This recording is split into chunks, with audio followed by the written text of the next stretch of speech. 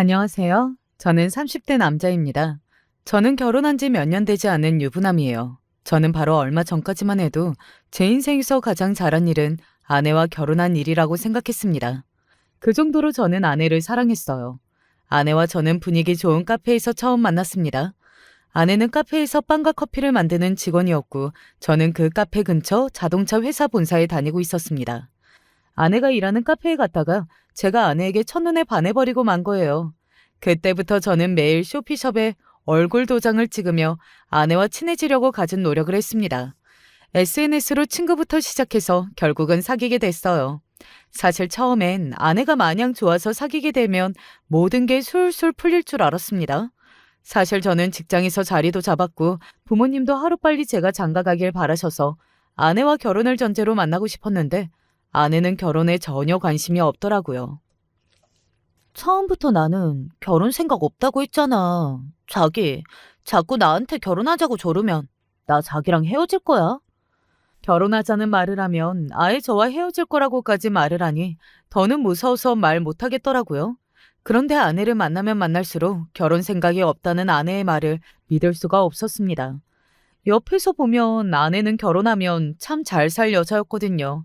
성격도 똑부러지고 살림도 잘해요. 아내는 일찍 부모님께 독립해서 혼자 살고 있었는데 집에 가보면 먼지 한 톨 없이 깨끗하고 음식도 잘하더라고요. 저는 아내가 왜 결혼하고 싶어 하지 않는지 알기 위해 여러 번 물었습니다. 제가 하도 귀찮게 하니 나중에는 아내가 참다 참다 이야기를 하더군요. 지금이야 우리 둘이 좋으니까 다 헤쳐가면서 살 수 있을 것 같지만 결혼하면 현실이야. 우리 한 가족 되기 시작하면 자기 힘들어서 금방 나한테 질릴걸? 아내는 결혼에 아예 생각이 없는 건 아닌 것 같은데 결혼 제도에 대해 겁이 좀 나는 것 같았어요. 저는 아내를 안심시키고자 우리 부모님에 관한 이야기를 했습니다. 자기가 아직 안 만나봐서 그러는데 우리 부모님 굉장히 좋으신 분들이야.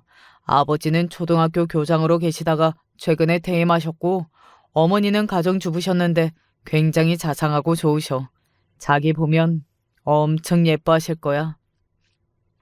저는 형이 몇 년 전 결혼했는데 형수와 어머니가 굉장히 사이가 좋아요. 다른 집들은 며느리가 시어머니라면 무조건 싫다고 하는데 어머니와 형수는 서로 통하는 게 많아서인지 결혼한 지 몇 년이 됐어도 형수가 형에게 시댁에 대해 싫은 소리 하는 걸 본 적이 없습니다. 물론 제가 형수 솔직한 마음까지는 다 알 수 있는 건 아니지만 형에게 들어봐도 형수가 우리 집 같은 시댁 없다는 소리를 여러 번 했다고 하더라고요. 그거야 자기가 우리 집 상황 몰라서 하는 소리지. 우리 집 상황 알면 자기도 나 싫다고 당장 헤어지자고 할걸? 당시 저와 아내가 연애한 지 1년이 넘은 상태였는데 생각해보면 아내가 본인 부모님 이야기를 한 적이 없어요. 제가 아내의 부모님에 관한 이야기를 은연중에 물으면 항상 다른 이야기로 말을 돌렸거든요. 저는 아내가 혼자 독립해 나와서 살고 있으니 크게 부모님과 왕래가 없어서 그런가 보다 예상은 했는데 이렇게까지 정색을 하면서 이야기할 줄은 몰랐어요. 그게 무슨 말이야? 내가 자기를 얼마나 사랑하는데 자기가 어떤 말을 해도 난 자기랑 절대 안 헤어져. 저는 아내를 진심으로 사랑했습니다. 30년 넘게 살면서 이렇게 좋은 여자를 처음 만났어요. 절대 아내와 헤어지고 싶지 않았습니다. 자기가 어려서부터 고생 한 번 안 하고 곱게 자라서 긍정적이라서 몰라서 그러는데 나같이 살아보면 그런 소리 안 나와. 괜히 감당도 못할 거 결혼 이야기는 그만하고 우리 그냥 영화나 보러 가자. 아내는 또 말을 돌렸습니다. 제가 다 감당할 수 있다고 이야기를 해도 아내는 말을 돌렸어요. 그럴 때 보면 내가 그렇게 남자로서 미덥지 못해 보이나 싶어 서운했습니다. 물론 아내 말이 다 틀린 건 아니에요. 아내 말대로 제가 어려서부터 부족한 거 없이 순탄하게만 살기는 했습니다. 사회적으로 누가 봐도 능력 있는 아버지와 다정하고 가정적인 어머니 사이에서 똑똑한 형과 함께 안정적으로 살아왔어요. 학창 시절에 공부만 하면서 그 어떤 큰 사건 없이 무난하게 살았습니다. 대학 졸업하고 곧바로 대기업에 입사해 회사에서도 인정받고 있었으니까요. 아내는 이런 저에게 걱정 없이 커서 사람이 본인을 감당하지 못할 거라고 했지만 제 생각은 달랐습니다. 자기가 어떻게 생각할지 모르지만 내가 안정적으로 곱게 자라서 오히려 힘든 상황에 더 강해. 웬만한 일은 긍정적으로 다 해결할 수 있거든. 당시 제 마음은 진심이었습니다. 남자로서 아내를 책임지고 살 수 있다는 확신이 있었으니까요. 제 말에도 아내는 피식 웃었습니다. 그 웃음에는 많은 것이 담겨 있었어요. 말은 잘한다 라는 비아냥과 말이라도 고맙다 라는 실소가 섞여 있었죠. 그때까지 제가 막연하게 생각한 아내의 걱정은 가난이었어요. 1년 넘게 아내를 만나면서 아내가 경제적으로 풍요로운 가정에서 자라지 않았다는 것 정도까지는 알 수 있었습니다. 당시 아내는 반지하에서 월세를 살고 있었어요. 제가 자세하게 묻지는 않았지만 카페에서 일해서 번 돈으로 월세를 내고 나면 크게 남는 돈도 없을 것 같았죠. 거기다가 아내는 대학을 안 나왔어요. 얘기를 나누다 보면 아내도 하고 싶은 거 많고 대학도 가고 싶었던 것 같은데 상황이 안 됐던 것 같더라고요. 그래서 대략 아내가 저처럼 여유로운 가정에서 자란 사람이 아니라는 것 정도는 예상하고 있었습니다. 제가 계속 아내에게 다 괜찮다고 내가 책임지겠다고 결혼을 조르니 아내도 두 손 두 발 들고 그럼 우리 부모님이 자기 이야기를 듣고 허락을 하시면 결혼하겠다고 했어요. 저는 당연히 부모님께서 허락하실 거라고 걱정하지 말라고 했죠. 그런데 아내의 상황은 말로 다 설명하기 힘들 정도로 상황이 심각했어요. 제가 너무 쉽게 생각했나 봐요. 아내의 걱정은 제가 감히 생각할 수 없는 수준이었습니다. 알고 보니 여자친구 부모님은 아내가 고등학교 때 이미 이혼하셨더라고요. 요즘 세상에 이혼이야 흠이 되지 않죠. 하지만 문제는 여자친구 부모님의 현재 상태였습니다. 여자친구 아버지는 감옥에 수감 중이었어요. 여자친구가 독립하기 전에 부모님과 살던 집에 일부러 불을 내서 옆집에 살던 할머니가 죽었답니다. 여자친구의 어머님은 심한 화상을 입어 수술했고요. 여자친구 아버지는 심각한 알코올 중독이었답니다. 술만 먹으면 여자친구와 어머니를 괴롭혔고 때리기까지 해서 여러 번 이사까지 했는데 그럴 때마다 나타나서 계속 괴롭히고 힘들게 했나 봐요. 결국은 경찰에 신고했고 아내가 고등학교 때 힘들게 이혼하신 거예요. 이혼하고 어머니와 따로 나와서 숨어 지내고 있는데 보복하겠다고 아버지라는 사람이 찾아와서 집에 불을 내나 보더라고요. 그 일로 아버지는 형을 받아 수감 중이고 장모님은 수술하고도 얼굴과 몸에 화상 자국이 심해서 힘들어하시다가 스스로 목숨을 끊었답니다. 그래서 아내는 아무도 없이 혼자 지내는 거였어요. 아내의 이야기를 듣는 내내 저는 말을 할 수가 없었습니다. 말문이 턱하고 막혔다는 표현이 맞을지도 몰라요. 그 정도로 놀랐습니다. 그리고 생각하면 생각할수록 아내가 불쌍했어요. 자기가 잘못한 게 하나도 없는데 뭐가 문제야. 걱정하지 마. 우리 부모님은 자기 상황 다 듣고도 분명 결혼 허락하실 거야. 그래? 그럼 자기가 부모님께 다 말씀드려. 그래도 나랑 결혼하라고 하시면 그때 내가 자기 부모님께 인사드릴게. 어디서 그런 자신감이 나왔는지 모르겠어요. 그런데 그때는 제가 아니면 아내를 도와줄 사람이 없다는 생각까지 들어서 어떻게든 결혼해야겠다라는 생각밖에 들지 않았습니다. 그리고 진심으로 부모님이 아내를 며느리로 받아주실 거라 기대했어요. 제가 지난 30년간 지켜보고 겪어온 부모님은 그런 분들이었으니까요. 그런데 믿었던 부모님이 아내의 상황을 듣자마자 결혼은 절대 안 된다고 하셨어요. 그것도 아주 완강하게 안 된다고 하셨습니다. 대학도 안 나오고 카페에서 일한다는 것만 들어도 어이가 없어서 당장 헤어지라고 할 판인데 뭐? 아버지가 감옥에 있고 엄마라는 사람은 자식 놔두고 죽어? 도대체 말이 되는 소리를 해야지. 아버지께서 가르쳤던 졸업생들이 찾아와서 취직하려고 대학 안 가겠다고 하면 잘했다고 뭐라든 응원한다고 하시더니만 제가 좋아하는 사람한테 어떻게 그런 식으로 이야기하실 수가 있어요? 저는 믿었던 아버지가 저렇게 이야기하실 줄은 몰랐습니다. 여자친구 부모님의 이야기도 이야기지만 이미 여자친구가 대학도 안 나오고 직장도 변변치 않은 게 이미 제 짝으로는 안 된다고 하셨어요. 더군다나 더 믿기 힘들었던 건 어머니마저 반대하셨다는 겁니다. 아휴, 듣기만 해도 온몸에 소름이 돋는데 그런 무서운 일 겪은 애를 어떻게 며느리로 들여? 자고로 집안의 여자는 잘 들여야 가정이 화목한 거야. 엄마도 더 듣기 싫으니까 그 애랑은 당장 헤어져. 엄마까지 왜 그래요? 형수는 어릴 때 어머니 돌아가셨다고 안쓰럽다고 엄마를 친정엄마처럼 생각하라고 하더니만 어떻게 이러실 수가 있어요? 어릴 때 어머니가 돌아가셔서 아버지랑 둘이 산 형수는 안쓰럽다고 매번 친정엄마처럼 챙기시면서 더 힘든 상황에서 엄마를 잃은 제 여자친구에게는 불쌍하다가 아니라 소름이 돋는다고 하시니 저도 듣기 싫더군요. 어머머, 얘 말하는 것 좀 봐. 네 형수랑 네 여자친구랑 같니? 네 형수는 그런 상황에서도 미국에서 대학까지 나오고 한국에서 석사까지 딴 애야. 엄마 없이 자라서도 그렇게 잘 자랐다고? 아, 결국은 학벌이랑 집안이 중요했네요. 형수는 엄마 없이 컸어도 아버지가 외교관이라 다 되고 제 여자친구는 집안이 안 좋아서 안 된다는 거고요. 제가 지금까지 봐온 어머니는 형수에게 언제나 다정하고 자상했어요. 형수가 말하지 않아도 진짜 엄마처럼 챙겨주셨습니다. 그런데 그게 형수가 친정 엄마는 안 계셔도 학벌도 좋고 집안도 좋으니 그런 관계가 가능했던 거예요. 이 녀석이 여자한테 미쳐서 부모님한테 말하는 버릇 좀 봐.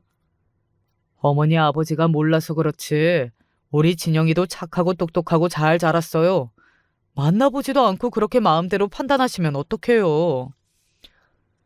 저는 부모님께 너무도 서운했습니다. 지금까지 부모님 속 한번 썩이지 않고 바르게만 자라온 제가 선택한 여자인데도 만나보지 않고 절대 안 된다고만 하시니 화가 났어요. 내가 평생 학교에서 애들 가르치면서 느끼는 게 사람은 하나를 보면 열을 안다는 거다. 특히 그 부모를 알면 그 자식은 안 봐도 다 보여. 그런 막장 집구석에서 자란 애가 정신이 온전할 리가 있니? 다른 건 몰라도 자기 엄마 맞는 거 보면서 자란 앤데 절대 멀쩡할 리가 없어. 난 절대 안 된다고 했다. 다시 그 여자랑 결혼 이야기 꺼내거든. 네 얼굴도 안 볼 거니까 그런 줄 알아. 아버지는 제가 우겨서 결혼까지 하겠다고 하면 저와도 아예 의절하겠다고 하셨어요. 부모님의 반응에 저는 충격에서 벗어날 수 없었습니다. 하지만 결국 저는 고민 끝에 부모님과 의절했습니다. 지금 생각하면 철이 없어도 너무 없었던 거예요. 아내를 너무 사랑하다 보니 부모님에 대한 실망감이 더 컸던 것 같아요. 저는 부모님과 의절하더라도 절대 여자친구와 헤어지고 싶지 않았어요. 무슨 수를 써서든 결혼하고 싶었습니다. 그래서 부모님의 반대를 무릅쓰고 결혼했어요. 사실 저도 부모님을 설득하기 위해 노력하기는 했어요. 부모님께 싫은 소리를 들은 걸 알고도 아내를 데리고 집에 갔었는데 부모님은 아예 만나주지도 않으셨습니다. 그쯤 되니 확신이 서더라고요. 아내처럼 가여운 사람을 우리 부모조차 받아주지 않으니 앞으로 남은 인생은 아내를 위해 살아야겠다고요. 아내는 부모님 허락을 받지 못했으니 결혼하지 않겠다고 했지만 제가 밀어붙였습니다. 그리고 혼인신고도 하고 이사도 했어요. 제가 그전까지 부모님과 함께 살아서 제 집이 없었기에 아내와 함께 살 전셋집을 구했습니다. 당장 전세를 구하기에 모아둔 돈이 부족해 전세 대출을 받았어요.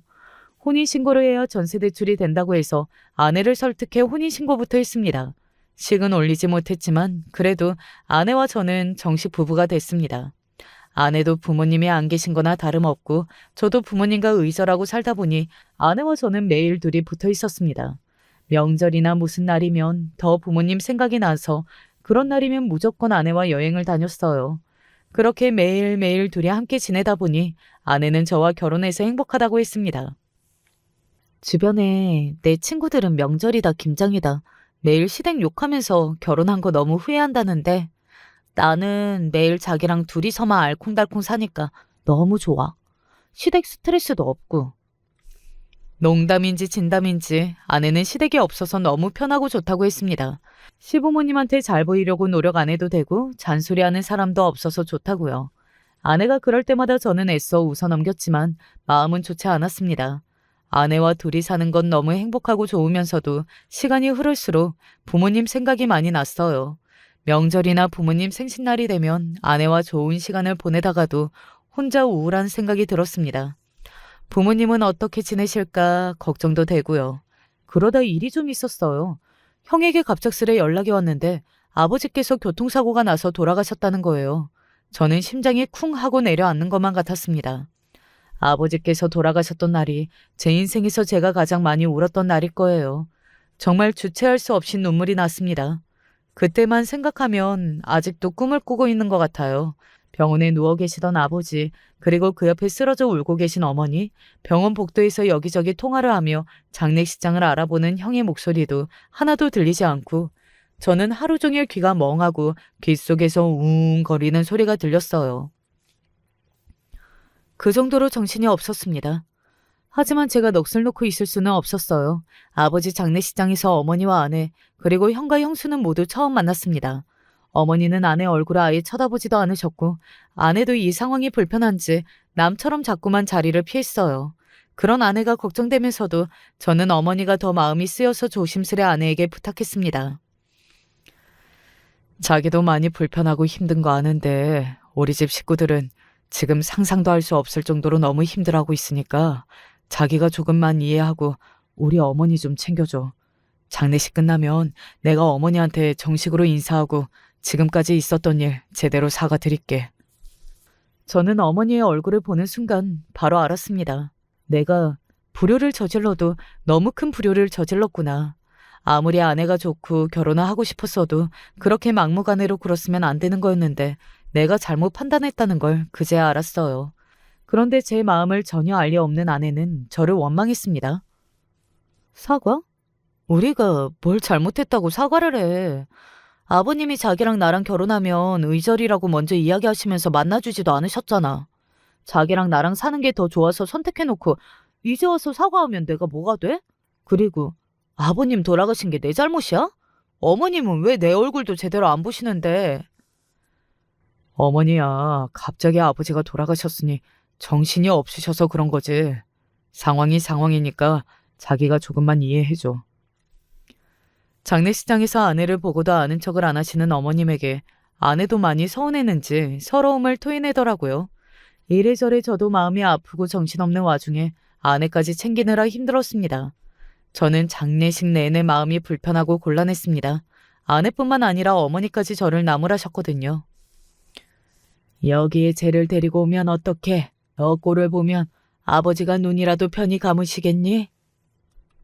어머니, 아버지 일로 많이 힘드신 거 알지만 아무리 그래도 저랑 결혼한 사람이잖아요. 엄연히 어머니 며느리인데 그렇게 말씀하시면 어떡해요? 이런 상황에서도 아내를 못마땅해 하시는 어머니가 이해가 되지 않았지만 오랜만에 만난 어머니에게 저도 더는 나쁜 소리 하고 싶지 않아 참았습니다. 아내든 어머니든 누구라도 마음을 헤아려 서로를 이해하고 보듬었으면 좋겠는데 누구 하나 서로 양보할 생각이 없이 팽팽하게 자기 입장만 내세우니 제가 뭘 어떻게 해야 할지 모르겠더라고요. 그래도 어머니가 어른이신 게 장례식장이 끝나고 아버지를 장지로 모시고 나자 그간의 일이 좀 미안하셨는지 먼저 아내에게 말을 붙이시더라고요. 갑작스럽게 연락받아서 다들 놀라고 힘들었을 텐데 고생 많았다. 정리 좀 되고 나면 집에 한번 와. 같이 밥이나 먹자. 어머니는 어색한 표정으로 아내의 눈도 못 마주치면서 어렵사리 이야기하셨지만 저는 어머니의 진심을 알 수 있었습니다. 처음에 서로 불편해하던 것도 잠시 장례를 치르면서 며칠 동안 서로 함께 밥도 먹고 잠도 같이 잔 게 도움이 됐는지 어머니께서 먼저 아내에게 며칠 있다 집에 오라고 하시더라고요. 밥이나 먹자고요. 저는 어머니의 말씀에 기대했습니다. 철없고 부족한 제가 지금까지 본의 아니게 불효를 저질렀지만 돌아가신 아버지를 생각해서라도 앞으로는 아내와 잘 사는 모습을 보여드리면서 어머니께 잘해야겠다 싶었죠. 그런데 제가 너무 안일했나 봅니다. 저와 어머니는 피가 섞인 가족이니 지난날 서운했던 일이 있었다고 해도 서로 얼굴을 보고 눈을 마주치니 금방 풀렸지만 아내와 어머니 사이는 아니더라고요. 서로 캐캐묵은 감정이 있다 보니 별거 아닌 일에도 예민하고 좋게 생각하지 않았어요. 어머니의 초대로 몇 년 만에 본가에 갔습니다. 제가 집을 나온 지가 몇 년이 지났는데 부모님 댁의 제 방은 그대로 있더라고요. 그 모습을 보는데 저도 모르게 눈물이 울컥했어요. 이 방을 보면서 어머니 아버지가 매일 무슨 생각을 하셨을까 싶어서요. 반송일 시간도 잠시 주방에서 소란이 있었습니다. 아내가 어머니를 돕기 위해 주방으로 따라 들어갔나 본데 뭔가 아내의 행동이 어머니의 심기를 건드렸는지 아내에게 언성을 높이시더라고요. 아유, 얘 그거 꺼내는 거 아니야. 그건 내가 두고두고 눈으로 보려고 산 접시들인데 그걸 물로 닦으면 어떡해? 어머니 취미가 접시나 커피잔 같은 걸 사서 모으는 거예요. 저도 잘은 모르지만 부모님께서 외국에 갔다 오실 때마다 어머니는 접시나 컵을 사다가 거실 여기저기에 전시를 해놨어요. 그 접시와 잔들은 절대 사용하는 게 아니라 오롯이 전시 목적으로만 거실과 주방에 장식해둔 거죠. 그런데 그걸 몰랐던 아내가 어머니를 돕겠다고 주방 창장에서 어머니가 제일 아끼시는 접시를 꺼내서 세제로 빡빡 닦았나 봐요. 어머, 깜짝이야. 어머님, 설거지하고 있는데 갑자기 접시를 뺏어가시면 어떡해요? 접시가 다 그냥 접시지. 뭘로 좀 닦은 거 가지고 왜 그러세요? 어머니도 어머니지만 아내도 아내입니다. 어머니의 행동에 기분이 상했는지 아내가 인상을 확 구기면서 어머니에게 소리를 버럭 질렀어요. 어머니 때문에 본인이 너무 놀랐다고요. 그러자 어머니의 얼굴이 순식간에 일그러졌습니다. 그냥 접시? 이거 그냥 접시 아니고 예술 작품이거든? 둘째, 너는 딱 봐도 비싸 보이는 거 모르겠어? 아휴, 이게 얼마짜린데 세제로 뻑뻑 닦아. 이래서 수준이 차이가 나면 안 되는 건데. 아휴, 내가 참아야지 네가 뭘 알겠니? 순간 주방에 정적이 흘렀습니다. 제가 봐도 어머니의 말씀이 심하다 싶어 그만하시라고 제가 나서려고 했는데 어머니의 행동에 아내가 많이 민망했는지 그대로 몸을 돌려 주방을 나가버렸어요. 그러더니 밥이고 뭐고 그냥 집에 가겠다고 하더라고요. 자기야, 이렇게 그냥 가면 어떡해. 내가 어머니한테 잘 말씀드릴 테니까 다시 들어가자. 제가 봐도 별거 아닌 일에 어머니가 과하게 반응하신 게 맞으니 저도 아내에게 미안했어요. 그래서 제가 다시 주방에 들어가서 어머니께 제대로 말씀드리겠다고 했습니다. 다시는 그런 식으로 말씀하시지 말라고요. 됐어. 나는 저녁 생각 전혀 없으니까 수준 높으신 분들끼리 맛있게 드세요. 화가 난 아내는 그대로 뒤도 안 보고 나가버렸어요. 아내의 행동에 당황한 제가 아내를 붙잡으려 나가려는데 그 앞을 어머니께서 막아섰습니다. 아이고, 시어머니가 한마디 좀 했다고 삐져서 가는 꼴 좀 봐. 아들, 너는 도대체 저런 애가 어디가 좋아서 엄마 아빠까지 버리고 나간 거니? 얘가 영 어른 공경할 줄도 모르고 내내 꿍하고 있는 게 얘가 너무 음침하다. 그날 제 눈으로 본 상황만 보고 보면 어머니가 너무하셨다 싶었습니다. 그래서 어머니께 아내도 낯선 곳에 오느라 긴장했는데 좀 잘해주시지. 접시 하나 잘못 꺼냈다고 해서 그렇게까지 하셔야 했냐고 따졌어요.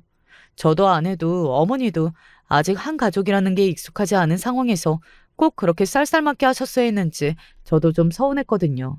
그런데 그때 어머니의 말씀이 놀라웠습니다. 아들, 너 말 잘했다. 나도 우리 집에 온 새 식구 혹여나 불편할까봐 일부러 편하게 해주려고 일하지 말고 앉아있으라고 했어. 앞으로 우리 집에 적응되면 그때에도 늦지 않는다고 그랬더니 네 처대는 애가 대뜸한다는 말이 그래놓고 너한테 딴소리 하는 거 아니냐고 그러더라. 저는 처음 어머님의 말을 들었을 때 무슨 말을 하시는 건가 싶었어요. 어머니 딴에는 아내를 배려해서 하신 이야기 같은데 딴소리 할 게 뭐가 있나 싶어서요. 네 처가 하는 말이 내가 자기를 싫어해서 일부러 너랑 둘이 떼어놓으려고 꼬투리 잡으려고 부른 거 아니냐고 그러더라. 어머니의 말을 정리해보자면 아내가 집에 오자마자 주방에 불쑥 들어오더니 대뜸 뭐부터 하느냐고 물어봤대요. 그때도 아내의 말투가 공격적이어서 어머니도 좀 당황했답니다. 그래서 아내에게 별거 없으니 좀 쉬고 있으라고 했대요. 집안일이야 차차 배우면 된다고 그랬더니 다짜고짜 아내가 목소리를 높였답니다. 말은 그렇게 하시면서 진우 씨 앞에서는 제가 아무것도 안 하고 쳐다만 보고 있었다고 하시는 거 아니에요? 저는 어머니의 말에 설마 아내가 그렇게 말했을까 싶었는데 어머니는 억울해하시면서 정말이라고 했습니다. 마치 어머니가 뭐라도 하기라도 한 것처럼 억울하다는 듯 어머니를 쏘아봤대요. 그때까지도 저는 어머니의 말을 100% 믿을 수가 없었습니다. 어머니와 떨어져 지낸 세월도 있고 애초에 어머니는 아내를 마음에 들어하지 않았으니 괜히 아내에 대해 나쁘게 이야기하는 건 아닌가 했거든요. 나도 얘 조건만 듣고 반대하고 몇 년 동안 왕래도 안 하고 지낸 게 미안해서 잘 지내보려고 했는데 애가 영 싹수가 없다. 아들, 너 다시 생각해. 애 생기기 전에 헤어져야지. 괜히 애라도 하나 생기면 일 피곤하다. 엄마, 내가 진영이를 모르는 것도 아닌데 무슨 말을 그렇게 해요. 진영이 그런 애 아니에요. 애가 속이 얼마나 깊은데. 어이씨구. 그럼 내가 지금 거짓말이라도 한다는 거야?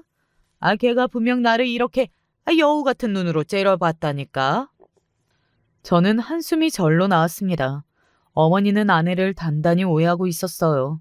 아내가 겉하고 속이 완전히 다른 아이라고 조심하라고까지 하셨죠. 그날 저는 어떻게든 아내와 어머니의 사이를 가깝게 만들어주고 싶었는데 제 계획은 시작도 하기 전에 실패였습니다. 어머니는 어머니대로 아내에 대한 불신이 커졌고 아내는 다시는 어머니를 만나고 싶지 않다고 했어요. 그런 상황에 엎친 데 덮친 격으로 회사에 일이 좀 생겼습니다. 제가 근무하는 회사가 원래 외국 지사를 근무해야 승진이 수월해요. 마침 딱 제가 유럽에 가야 하는 타이밍이었죠. 사실 저는 가지 않으려고 했어요. 아버지께서 돌아가신 지 얼마 되지 않은 상황이라 어머니가 걱정되기도 했고 아내와 어머니 사이가 좋지 않은 상황에서 저와 아내가 유럽에 가서 1년이나 있다가 오면 어머니와 아내 사이가 영영 좋아지지 않을 것 같았거든요. 그런데 예상치 못한 복병이 있었습니다. 아내가 무조건 유럽에 가자고 했어요. 어릴 때부터 유럽 문화에 관심이 많아서 꼭 가보고 싶었는데 이 기회에 1년 살다 오면 너무 좋을 것 같다고요. 아내가 너무 좋아하니 말하기 힘들었지만 저는 아내에게 솔직하게 이야기했습니다. 아버지 돌아가신 지도 얼마 안 됐는데 어머니 혼자 계시는 게 아무래도 걱정되네. 이제야 엄마랑 다시 만나게 돼서 전처럼 지내려고 하는데 다시 1년이나 떨어져 있는 것도 좀 그렇고. 어머니도 이제 연세가 많으세요. 제가 몇 년 만에 어머니를 만나기도 했으니 더 그렇게 보이는 건지는 몰라도 아버지께서 돌아가시고 나서 어머니께서 전보다 많이 쇠약해지셨어요. 전과는 다른 어머니의 모습을 보고 나니 저도 발이 떨어지지 않았습니다. 그런데 그런 제 마음을 아내는 이해하지 못하는 것 같더군요. 자기는 어머니만 생각하고 내 생각은 안 해? 내가 유럽에 가고 싶다니까? 이때 아니면 내가 유럽에 언제 가보겠어? 그리고 어머니 혼자 계신 것도 아니고 바로 옆에 아주버님이랑 형님도 계신데 무슨 걱정이야? 그래봤자 고작 1년인데. 나도 당연히 가고 싶지. 근데 떨어져 있는 동안 아버지 갑작스럽게 돌아가신 거 보니까 어머니도 그렇게 될까봐 무서워. 어머니도 연세가 있으니 같이 붙어 있을 수 있을 때 더 붙어 있어야 할 것 같기도 하고. 자기 웃긴다. 본인이 아버지 안 보고 산다고 할 때는 언제고 이제 와서 아버지 돌아가시니까 왜 그렇게 효자인 척을 해? 당신 그러는 게 나한테 부담인 거 모르겠어? 아내에게 부담 주려고 한 이야기가 아닌데 아내는 평소답지 않게 예민하게 굴었습니다. 아내와 결혼한 이후 아내가 짜증스럽게 말하는 걸 본 적이 없는데 유독 우리 집 이야기가 나오면 짜증을 냈어요. 그럴 때 보면 아내가 어머니와 형 그리고 형수를 불편하게 생각하는 것 같았습니다. 그러다 보니 저도 모르게 우리 집 이야기를 할 때는 아내 눈치가 보였어요. 제 마음을 헤아려 주지 못하는 아내에게 서운한 마음도 들었지만 아내 말이 다 틀린 건 아니라는 건 저도 알아요. 이번 기회를 놓치면 당장 내년에 있을 승진 대상자에서 빠질 수는 있으니까요. 저는 몇 날 며칠 고민하다가 결국은 유럽에 가기로 했습니다. 제가 유럽 지사에 1년 근무하고 온다는 소식에 어머니와 형이 많이 서운해했어요. 명절날 이제야 좀 북적이나 보다 했는데 아쉽다. 가서 건강 잘 챙기고 연락 자주 해. 아이고, 아버지 떠나고 헛헛한 마음 아들들한테 기대서 사나 했더니만 그것마저 쉬운 일이 아니구나. 서운해하는 형과 어머니를 뒤로하고 결국 저는 1년 동안 유럽 지사에 있다가 들어왔어요. 그 사이에도 일이 좀 있었습니다. 어머니와 떨어져 지내는 만큼 마음이 좀 쓰였던 저는 일주일에 서너 번 어머니께 연락을 드렸어요. 그런데 어머니께 전화를 드릴 때마다 어머니께서 아내 안부를 물으시더라고요. 아들, 너야 일하러 간 거니까 사람들도 만나고 바쁘게 지내겠지만 둘째 걔는 아는 사람도 없어서 혼자 지내기 괜찮은가 모르겠다. 타지에 있는 거 쉬운 일 아니니까 네가 더 잘해줘. 옛날 분이시라 겉으로 표현은 못해도 마음은 그렇지 않으세요. 아내가 마음에 안 든다고 하시면서도 저와 통화하면 꼭 아내는 잘 지내는지 아픈 데는 없는지 챙기셨어요. 그런 걸 보면 아내가 조금만 어머니께 다가가 주면 금방 어머니와 아내가 가까워질 것 같아 제가 아내에게 부탁했어요. 한국에 들어가면 조금만 더 너그러운 마음으로 어머니를 봐달라고요. 그런데 제가 아내에게 부탁한 지 며칠 되지 않아 아내가 이해되지 않은 행동을 했어요. 어머니와 통화할 때 어머니께서 저와 아내 먹으라고 한국에서 음식을 좀 보냈다고 하시더라고요. 저는 기대했습니다. 아내가 이것저것 잘 챙겨준다고 해도 어머니께서 해주신 반찬만은 못하니 하루라도 빨리 먹고 싶었죠. 그런데 택배가 올 때가 됐는데 오지라 않더라고요. 그러던 중 충격적인 광경을 제 두 눈으로 보고야 말았습니다. 아침에 출근하려고 나왔는데 밖에 있는 쓰레기통에 익숙한 음식이 보이더라고요. 저는 놀라서 쓰레기통을 뒤졌습니다.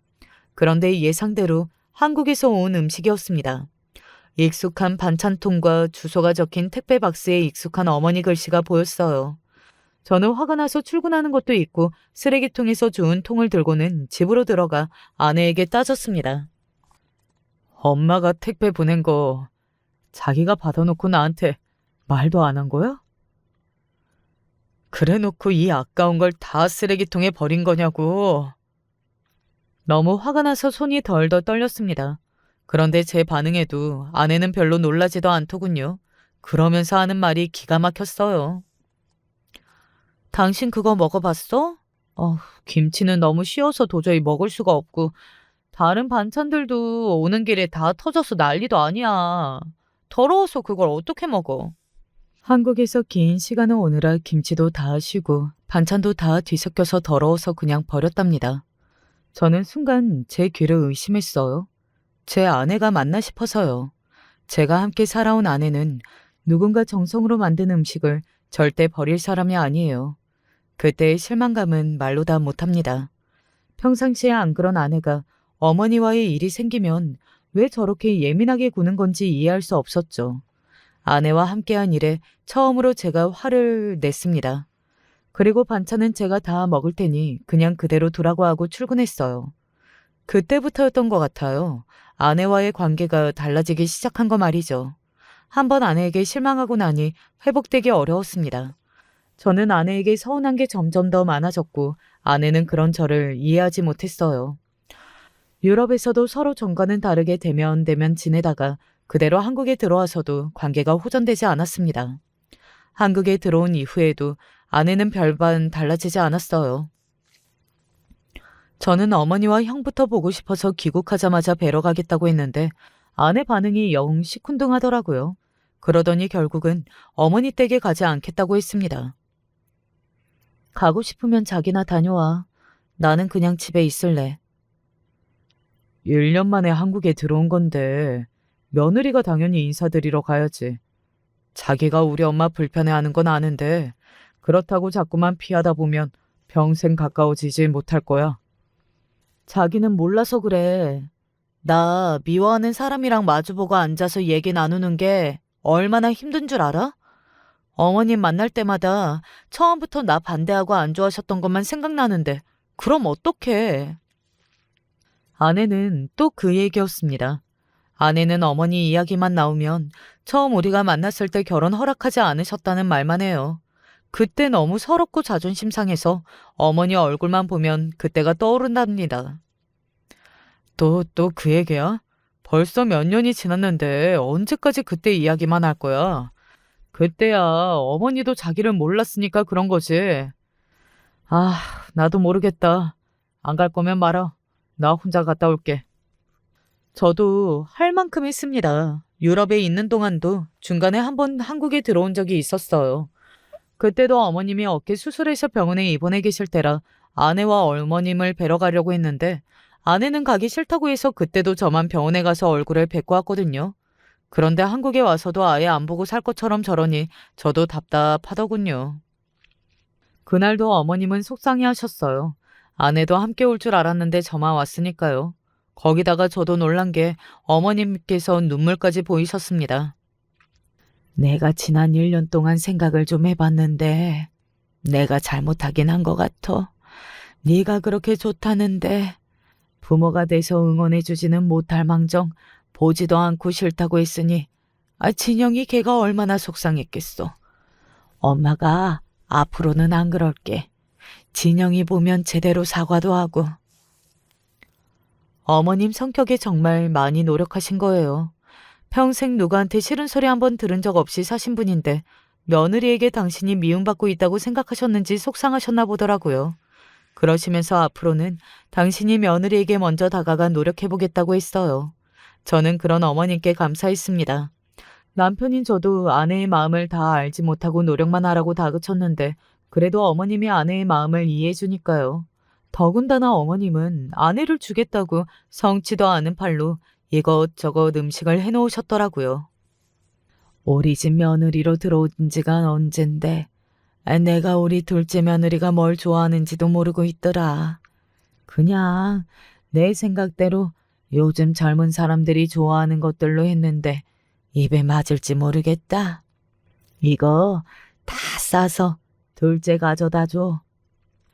그날 아내가 집에 왔다면 어머님은 제대로 사과하고 아내에게 주려고 반찬도 잔뜩 해놓으셨더라고요.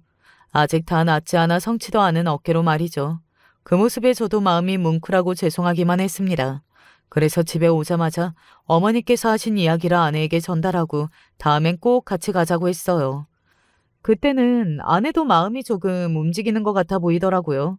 반찬도 많이 먹지는 않았지만 그래도 잘 정리해서 냉장고에 넣었어요. 그 모습에 저는 가능성을 보았습니다. 어머님마저 마음을 바뀌지 않았다면 평생 아내와 어머니 사이가 팽팽했을 텐데 어머님이 먼저 손을 뻗어주셨으니 앞으로 더 좋아질 거라 여겼어요. 저는 곧바로 어머님에게 아내가 반찬을 좋아했다고 이야기했습니다. 아내가 먼저 고맙다고 어머니께 연락했으면 좋았겠지만 아내 성격상 절대 안 할 것 같아서 제가 먼저 어머님께 전달했어요. 앞으로 더 좋아질 걸 기대하면서요. 그러던 중 제가 유럽 지사 쪽에 일이 생겨서 한 달 동안 다시 다녀와야 했어요. 저의 갑작스러운 출장에 아내는 별로 좋아하지 않았지만 어쩔 수 없었습니다.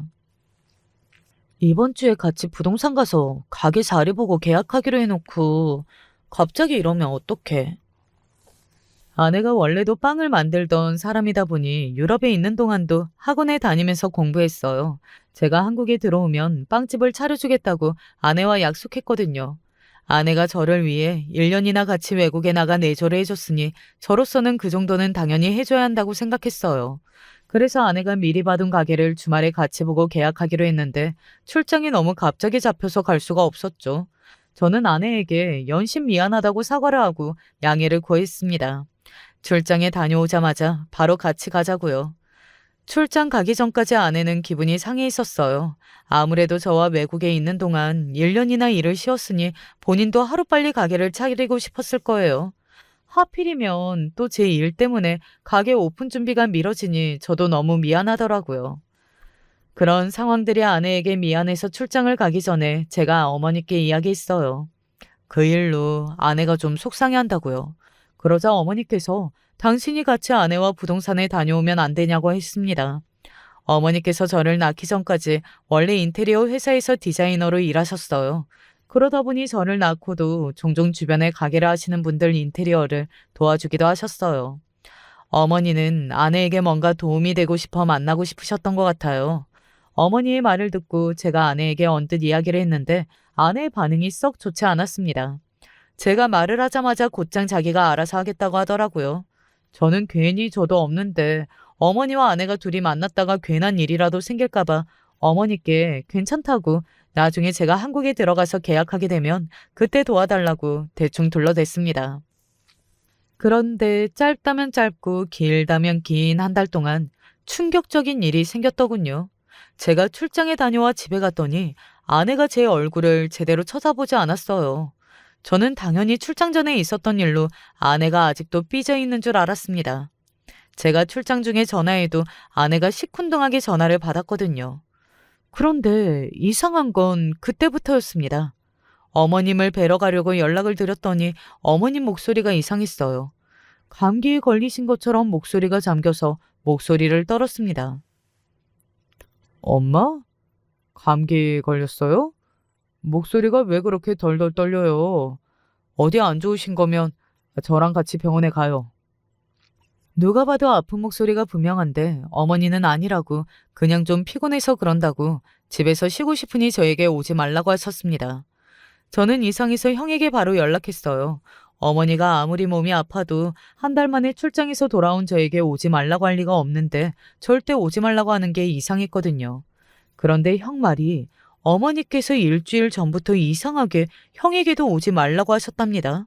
형수가 죽이라도 가져다 드리겠다고 몇 번이나 연락했는데 애들 없는다고 오지 말라고 하셨대요.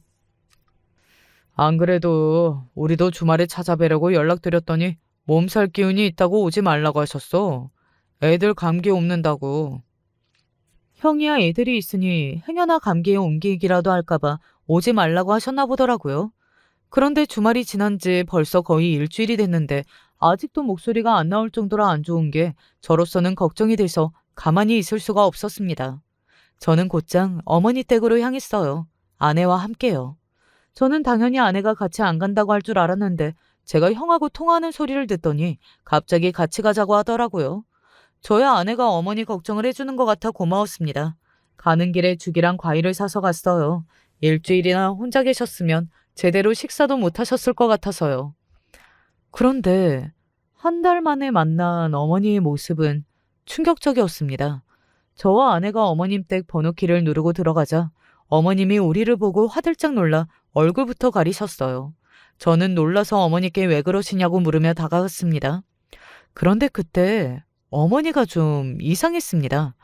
어머니께서 올림팔 사이로 아내를 힐끗거리더니 몸을 덜덜 떨고 계셨어요. 잔뜩 겁에 질린 사람처럼요. 저는 어머니의 행동에 놀라 얼굴을 가리고 있는 어머니의 손을 내렸습니다. 그런데 어머니의 모습이 경악스러웠습니다. 눈가에 퍼런 멍이 새까맣게 든 것도 모자라서 다리를 절뚝거리고 계셨어요. 엄마, 이게 다 무슨 일이야? 얼굴이랑 다리가 왜 이래? 놀라서 어머니의 몸 구석구석을 살피는데 허리랑 등에도 멍이 있더라고요. 저는 너무 놀라서 눈물까지 왈칵했어요. 그 순간 어머니께서 제 팔을 잡으시더니 연신 괜찮다고 하셨습니다. 이럴까봐 내가 오지 말라고 한 건데 뭐하러 왔어? 사실은 며칠 전에 산에 갔다가 거의 다 내려와서 대굴대굴 구른 거 있지? 바로 병원에 갔는데 다행히 뼈랑 다 괜찮대. 그냥 여기저기 멍이 들어서 보기 안 좋으니까 자식들 보기 흉해서 오지 말라고 한 거야. 저는 어머니의 말을 듣는 내내 눈물이 나서 혼났습니다. 어머니께서 연세는 많으신데 워낙 정정하세요. 키도 크고 몸도 늘씬해서 어머니가 연세가 드셨다는 걸 자식으로서 망각하고 있었습니다. 아버지 돌아가시고 혼자 사시면서 많이 외롭고 힘드셨을 텐데 자식이라고 그 마음을 다 헤아리지 못했어요.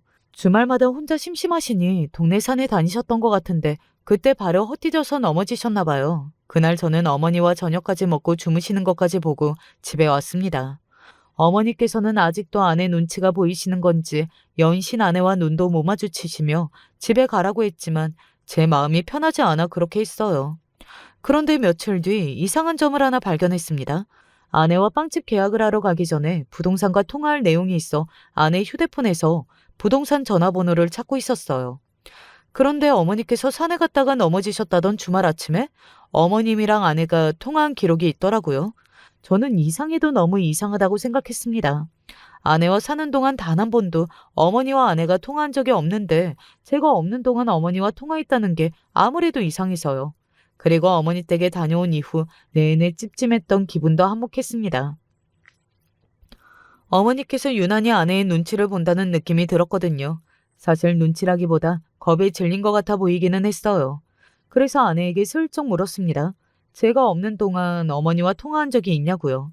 그러자 아내가 뭔가 생각하는 것 같더니 통화를 한 적이 있답니다. 아, 생각해보니까 한 번 통화한 적 있네. 부동산 갈 일 있으면 같이 가자고 전화 오셨길래 그냥 괜찮다고 했어.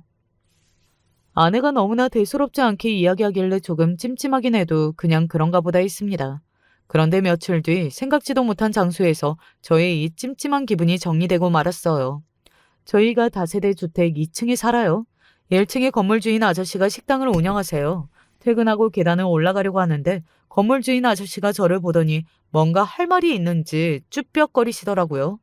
저는 이상해서 왜 그러시냐고 물었습니다. 그러자 하시는 말이 놀라웠어요. 아이고, 내가 남의 일에 주책인 걸 알면서도 아휴, 걱정돼서 안 물어볼 수가 없네. 저번 주에 어머님 오셨다가 계단에서 그냥 굴러 떨어졌는데 지금은 좀 괜찮으셔? 저는 순간 뒤통수로 얻어맞은 것 같았습니다. 하지만 믿을 수 없어 저는 그럴 리 없다고 어머님이 여기 오신 적이 없는데 어떻게 넘어지시냐고 했습니다. 그러자 아저씨가 또 말을 머뭇거리더라고요. 그러더니 안 되겠다 싶으셨는지 슬쩍 제 손목을 잡고 식당으로 데리고 가셨어요. 그러더니 식당 앞이랑 우리 집으로 들어가는 복도에 설치한 CCTV를 보여주셨습니다. 그런데 CCTV에는 충격적인 영상이 담겨 있었어요. 건물 주인 아저씨 말이 맞았어요. 어머니는 산에서 넘어진 게 아니라 우리 집 현관 계단에서 넘어진 거였어요. 그것도 아내가 밀어서요. 그 모습이 영상에 그대로 다 찍혔습니다. 저는 그 장면을 보자마자 너무 경악스러워서 곧장 바로 112에 신고했습니다. 그리고 건물 앞에 도착한 경찰에게 영상을 보여주고 바로 같이 집으로 갔어요. 진영 씨, 지금 바로 서까지 동행해 주셔야겠습니다. 네? 자기야, 이게 무슨 소리야? 경찰이 왜 나더러 같이 서까지 가자는 거야? 자기? 그딴 소리 하지도 마. 이제 나 당신 남편 아니야. 경찰관님, 이 여자 당장 내 집에서 데리고 나가주세요. 제 말에 경찰들이 아내를 데리고 나갔습니다. 아내는 나가면서도 자기한테 왜 이러냐고 소리를 질렀지만 저는 들은 척도 안 했어요. CCTV 영상을 보고 나니 아내의 뒷모습조차 보고 싶지 않았거든요. 그날 이후 저는 아내를 한 번도 보지 않았습니다. 그날 바로 아내의 짐을 다 싸서 경찰서로 보내버렸거든요. 그날 사건은 그랬습니다. 어머니가 아침에 아내에게 전화했나 봐요. 부동산에 갈 일이 있으면 같이 가자고요. 그런데 아내가 다짜고짜 어머니에게 버럭 소리를 질렀대요. 제 가게 알아보러 다니는 걸 왜 어머님이 같이 가요? 왜요? 계약금이라도 내주시려고요? 아내가 말을 삐딱하게 하니 어머니도 화가 났지만 애써 참고 필요하면 계약금을 내줄 수 있다고 같이 가자고 하셨답니다. 그러자 아내가 기가 차다는 듯이 혀를 찼대요. 나 싫다고 할 때는 언제고 이제 와서 돈 자랑하고 싶으신 거예요? 됐으니까 괜히 이런 전화하지 마세요. 아내가 전화를 딱 끊어버리길래 어머니는 마음이 안 좋았대요. 도대체 언제까지 며느리랑 이렇게 지낼까 싶어 마음을 먹고 우리 집에 오셨답니다. 제가 아내가 맛있게 먹었다던 반찬을 새로 또 해서요. 그런데 아내가 집 앞까지 찾아온 어머니께 막말한 겁니다. 여기를 왜 오냐고. 본인은 절대 시어머니로 생각 안 하니까 귀찮게 하지 말라고 했대요. 어머니는 한 번만 더 그럼 반찬이라도 두고 가겠다고 했더니 아내가 소리를 지르며 반찬 가방을 어머니의 얼굴에 던졌답니다. 그 큰 가방에 맞은 어머니는 그대로 바닥으로 굴러 떨어진 거예요. 다시 떠올리고 싶지 않았던 그날의 일을 어머니와 저는 경찰에 다 진술했습니다. 사실 제가 말을 안 한 게 하나 있는데 아내가 화가 나면 과격해져요. 어쩔 땐 분노 조절 장애가 있는 사람처럼 혼자 화를 내기도 합니다. 저와 사는 동안도 한 번씩 티격태격하면 종종 본인이 화를 주체 못해서 물건을 던지거나 핸드폰을 박살낸 적도 있어요. 그럴 때 보면 저도 속으로 이래서 피는 못 속이는 건가 싶다가도 제가 선택한 사람이니 잘 보듬고 살아야 한다고 생각했습니다. 그런데 제가 잘못 생각한 거죠. 제가 참고 넘어가는 바람에 아내가 어머니께 그런 짓까지 한 거예요. 그 이후 저는 아내와 이혼했습니다. 이혼에 관련해서는 모두 다 변호사에게 일임하고 아예 아내를 만나지 않았어요. 꼴도 보기 싫어서요. 저는 곧장 아내와 살던 집을 나와 어머님 댁으로 들어왔습니다. 그리고 어머님을 모시고 상담센터를 다니고 있어요. 아내 때문에 어머니도 마음에 병이 생겼으니까요. 이게 다 제 잘못입니다. 부모님과 의절까지 해가며 아내와 혼인신고를 한 건 누가 봐도 제 잘못이에요. 그 일로 어머니와 아내는 이미 시작부터 어긋났으니 아무리 노력해도 서로를 가족으로 받아들이기 힘들었겠죠. 물론 어머니에게 씻을 수 없는 상처를 준 아내가 너무 믿고 원망스럽지만 저도 잘한 게 없으니 남은 인생은 어머니에게 지금까지의 제 잘못을 반성하면서 정말 잘할 거예요. 이 나이를 먹고도 미숙하고 멍청한 저에게 여러분께서 많은 질책과 응원하는 글 댓글로 남겨주세요. 하나하나 읽고 깊이 반성하겠습니다. 여러분 앞에 약속드린 대로 앞으로는 정말 어머니를 위해 노력하며 살 거예요. 끝까지 제 이야기 들어주셔서 감사합니다. 여러분의 가정에도 언제나 화목한 일만 가득하시길 바랄게요. 저는 크게 풍파를 겪지 않고 살아온 편이지만 인생이 이렇게 끝없이 흘러가는 걸 보니 저도 언젠간 노년이 되어 아무것도 할 수 없는 때가 오겠구나 생각을 합니다. 그럴 때 나는 어떤 모습을 하고 있을까? 내 자식들이나 지인들은 나를 어떻게 대해줄까? 요즘 많이 고민이 되는데요. 그건 바로 저희 어머니 때문이에요. 저희 어머니는 참으로 많은 세월의 굴곡을 견디며 산 분이에요. 그런데 워낙 힘든 인생을 살아오셔서 그런지 다소 말투가 좀 강하시고 가리지 않고 할 말을 하시는 편이에요. 고집도 강하시고요. 그래서 자식들도 이런 자기의 어머니를 짠하게 생각하면서도 부모 자식 간의 충돌과 갈등이 계속 있었어요. 허나 저는 이 집의 막내 며느리로서 크게 어머니와 부딪힐 일은 많지 않았어요. 어머니는 이남 일녀를 두고 계셨고 큰아들인 아주버님을 무척 애지중지하셨어요. 본인을 쏙 빼닮은 아들이라 그런지 엄청 예뻐하셨고 그 밑으로 내려오는 딸인 저희 형님과 아들인 제 남편에 대해서는 그럭저럭 알아서 커가고 있으니 크게 신경을 쓰지 않으셨던 것 같아요. 또 제가 사실 어머님께 잘해드린 것도 있어요. 어머님 얘기를 듣다 보면 안쓰러울 때가 있었거든요. 아휴, 진이야, 넌 모를 거다. 얼마나 네 시아버지가 날 함부로 대했는지. 그 양반 술버릇이 아주 고약했어. 먹기만 하면 뒤집어 엎고 물건 던지고 그러다 내가 응급실에 실려간 게 한두 번이 아니야. 여자는 또 어찌나 밝혔는지 나중엔 상간녀랑 있는 걸 자식들한테 들키기까지 했다. 내가 자식들 볼 낯이 없어서 아휴 고개를 못 들고 다녔다. 그러셨군요, 어머니. 많이 힘드셨겠어요. 말뿐인 위로였지만 어머닌 제 말을 듣고 나면 그렇게 눈물을 흘리시곤 했어요. 그 눈물 흘리는 모습을 보고 있노라면 어머니의 삶이 너무나 기구하다는 생각이 들었어요. 어릴 때 친정 부모님이 모두 일찍 돌아가시고 20대가 되자마자 빨리 가정을 갖고 싶다는 생각에 선을 봐서 아버님과 결혼하게 되신 것이었는데 그런 남편이 생길 줄 누가 알았겠어요. 어머님, 제가 잘할게요. 너무 울지 마세요. 그래, 고맙다. 말뿐이라도 고마워. 제가 위로를 해드리면 어머닌 저리 말씀하시며 제 손을 잡아주곤 했어요. 그래도 제가 보기엔 어머닌 대단하셨어요. 작은 단칸방 하나에서 3남매를 낳고 그 집을 조금씩 늘려가면서 아주 작은 연립에서 빌라로 그리고 조그만 주택 한 동으로 땅을 사서 조금씩 늘려가면서 나름의 재산 증식을 해오셨어요. 그 시대치고 다들 비슷한 환경이었는데 정말 이악 물고 자식들만 보며 살아오신 것 같았죠. 언젠 쌀이 없어서 이웃집 아줌마한테 가서 쌀을 빌리러 다닌 적도 있었단다. 그땐 그래도 사람들 인심이 좋아서 밥도 주고 반찬도 주고 그런 사람들이 있었어. 그 사람들이 없었담 우리 애들이 어찌 컸을지 상상만 해도 아찔하구나. 근데 내가 그리 쌀이라도 빌려 밥을 지어놓으면 그걸 바깥 양반이 다 퍼먹고 가거나 언제는 쌀을 그대로 가져가 다른 데에 팔아버린 적도 있었단다. 정말 못된 양반이었지. 아휴, 대체 애들은 뭘 먹고 살아라고. 내가 그런 양반이랑 그토록 오래 살았다. 참고 그저 참고 살았어. 그러느라 화병도 생겼지. 이런 이야기들은 가끔 어머니 댁에 놀러 갔을 때 어머니가 정정하실 때 들려주신 이야기예요. 당시의 일들은 어제에 일어난 일들처럼 줄줄이 늘어놓으시는 모습을 보면 얼마나 한이 많이 쌓였으면 막내 며느리인 저에게도 저렇게 하소연을 하실까 싶더군요. 그러던 어느 날 이미 이야기의 분위기로 눈치채신 분도 있겠지만 어머니께서 치매 판정을 받으셨어요. 처음에 이 사실을 알게 되었을 때 자식들을 비롯해서 배우자인 저까지 웬만큼 충격을 받은 게 아니었어요.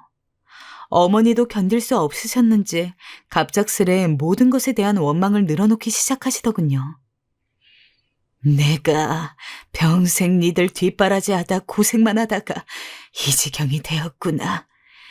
인생이 허무하다 허무해. 이게 뭔 꼴이냐, 치매라니. 때 아닌 분노를 자식들에게 쏟아부으시는데 마음은 잘 알겠지만 저희도 정말 어쩔 도리가 없었어요. 어머닌 한참 동안이나 눈물을 쏟으시며 신세한탄을 하셨고 옆에 있던 저도 눈물이 맺혀 그만 숨죽여 울고만 있었습니다. 그런데 어머니께서 사랑을 많이 주셨던 아주버님을 보며 말하시더군요. 나 어디에 둘 거냐? 나 누가 보살펴 줄 거야? 어머님의 말씀에 공기가 차게 식었습니다. 그런데 그때 아주버님이 무겁게 입을 떼었어요. 엄마, 내가 모실게요. 내가 잘할 테니까 걱정하지 마세요. 아니다, 됐다. 니들한테 짐대고 싶지 않아. 정신이 있을 때 요양원에 가련다. 요양원에 보내다오. 아니에요, 엄마. 무슨 그런 말을 하세요. 제가 할게요. 아주버님은 저처럼 어머님을 많이 안쓰러워하던 분이셨어요. 그래서 평소에도 어머님께서 아프시면 자기가 보살피겠다고 형제들에게 말하곤 했어요. 형님은 당연히 좋아하지 않으셨지만 아주버님 뜻이 워낙 완강하셨죠. 역시나 아주버님이 그리 나오자 형님의 표정은 확 구겨졌고 조마조마하던 분위기에서 바로 숨 돌릴 틈도 없이 형님이 나서시더군요. 당신 나한테 묻지도 않고 지금 그걸 결정하면 어떡해요? 엄마가 아프시다잖아. 그 정도는 해드릴 수 있는 거 아니야? 당신 그리고 이런 얘기를 왜 여기서 해? 생각이 있어 지금? 어머님, 죄송하지만 저희는 모시기 힘들어요. 야! 그렇게 때 아닌 부부싸움이 번지기 시작했고 전 이 참혹한 상황에서 어찌해야 할지 모르고 가만히 서 있었어요. 어머님 가슴 아픈 눈으로 이 모습을 보고 계셨고요. 그러다 어머니께서 갑자기 열이 오르셨는지 화를 내기 시작하셨어요. 그냥 요양원에 보내달라니까 왜 니들끼리 결정을 하려 들어. 요양원에 갈 거다. 니들한테 지면 안 된다고. 어머님의 말에 분위기는 순식간에 차가워지고 다들 할 말을 잃었어요. 허나 잠깐 정적이 잃었지만 그것을 곧 아주버님이 깨버리셨어요. 엄마, 우리가 모실 테니까 걱정 마세요. 당신도 얼른 일어나. 어머님, 짐 챙기러 가요. 더 이상 큰 싸움을 벌일 수 없어서 내린 결단이었겠지만 솔직히 제가 봐도 부부간의 협의가 안 된 건데 아주버님이 갑자기 결정을 하신 듯 했어요. 형님의 입장도 이해가 가고 장남으로서 자기를 그렇게 특별히 사랑해 주셨던 어머니가 절이 되셨다고 하니 착잡한 아주버님의 마음도 알 것 같더군요. 그렇게 해서 한동안은 별소리 없이 어머니는 모든 짐을 정리하고 집도 파시고 아주버님 댁으로 가서 잘 사시는 듯 했어요. 하지만 6개월이 채 되지 않아서 이 모든 흐름이 다시 원점으로 돌아가게 되었어요. 형님의 전화를 받고 정말 심장이 툭 하고 내려앉는 기분이 들더군요. 대체 갑자기 이게 무슨 흐름인지 귀로 들으면서도 무슨 말인지 이해가 가지 않았어요. 동서, 나 이 사람하고 이혼할 거야. 그렇게 알고 있어.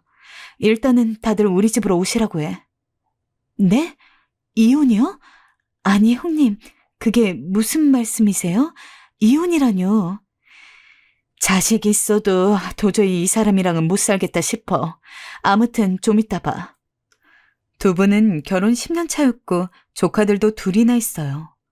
그런데 이게 난데없이 무슨 일인지 듣고도 통 반응을 알 수가 없어 남편에게 연락을 하고 후다닥 가보게 되었어요.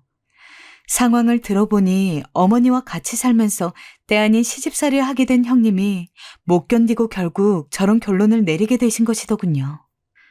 동서, 알지? 나 결혼할 때 무일푼으로 온 거. 나도 알아. 어머니한테 감사해야 된다는 거. 나 10년 동안 이 사람도 알 정도로 나름의 도린 다 했어. 경조사 안 챙긴 것도 없고 말이야. 그런데 내가 어머니랑 같이 살면서 매일 쉴 새 없이 너는 무일푼으로 왔네. 감사할 줄도 모르네. 더 잘해야 하네. 네 남편 좀 잘 챙겨라. 애들 꼴이 이게 뭐냐. 그러면서 나한테 온갖 심부름을 다 시켜대시는데 그거 자기라면 견딜 수 있겠어? 도저히 못 견디겠어, 난. 형님은 흥분하신 채로 말을 더 이으시더군요. 듣고 너무 충격을 받아서 저는 대답조차 할 수가 없었어요. 그리고 이 사람이 뭐라는지 알아? 나보고 어머니 불쌍하니 잘 돌보래놓고 수시로 출장 잡고 야근하고 어머니는 괜찮으실 때도 나한테 자기를 시켜달라고 하질 않나. 욕을 하면서 물건을 던져대시질 않나. 그런 중요하고 필요한 순간마다 이 사람은 없었어. 나한테 자기 엄마를 맡겨놓고 말이야. 내가 혼자도 아니고 애가 둘이야.